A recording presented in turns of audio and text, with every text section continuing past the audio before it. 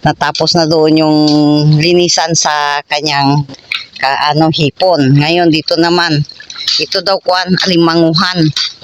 Oh. Pinapataasan po yung dito, yung kahon. Kasi kung magtaas ang tubig ay lumalapaw, lapaw o lampas. 8 katao ang nagtatrabaho ngayon para mabilis matapos. Sayang ang nipa.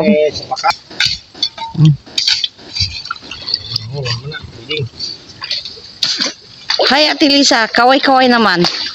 Ayaw mo makita sa YouTube ha?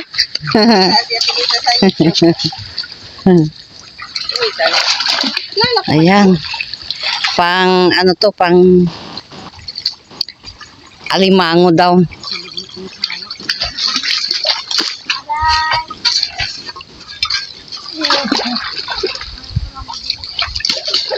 Ay madire. Pamawan mo yan.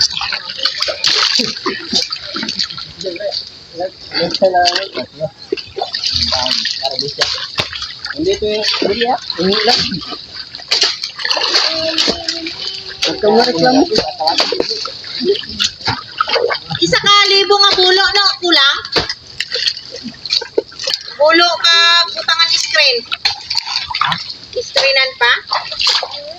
Screen na pagkita? Bulo na lang no? Oo. Screen na mo eh. Saka na siya. Oh, bulo na lang. Kundi kanan. Ha? Yan ang nililinis sa tubig po. Wala. Okay. Para 1,000 piraso pwede na? makita yung 1,000? laman kung Oo eh. Purpose pa ako.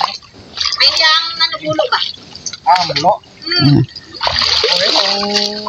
Kulang yung model.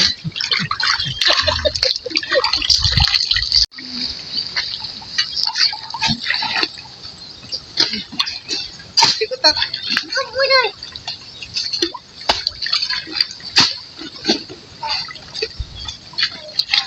nanguha siya ng mga kuwan sa ilalim sa sa may tubig, yung mga damo-damo o mga kuwan na yan. Yan ang mga pinanguha niya. Nga pala pagbibigyan mo. Pagbibigyan ka siya. Oo, abong. Kita dari ko ka na. Basa na kami. Kami ba na ba? Pinapataas yung kasi kung mag-ulan magtaas ang tubig, lumalampas dito. Nakuha ni Ate Lisa, nasama doon sa damo na kinuha niya. Ito po ngayon ako sa likod bahay ko.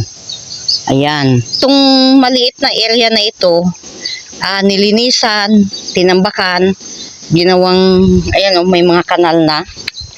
Kasi para hindi naman masayang ang pagod, kaya gawin na lang siyang alimanguhan. Kaya yan, uorderan na lang ng buho at gagawin. Yan.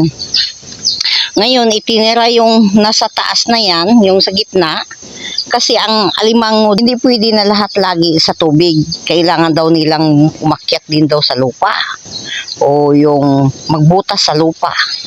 So nag-iwan ng space sa gitna. Yan. Ito ang alimanguan. Mahigit 1,000 o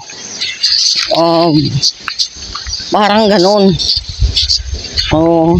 May makuhaan ng mga alimangong maliliit, similya, ilagay dito. Yan.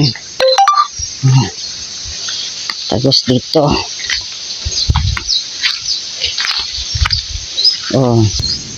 Diyan nagtatapos ang area ng alimango.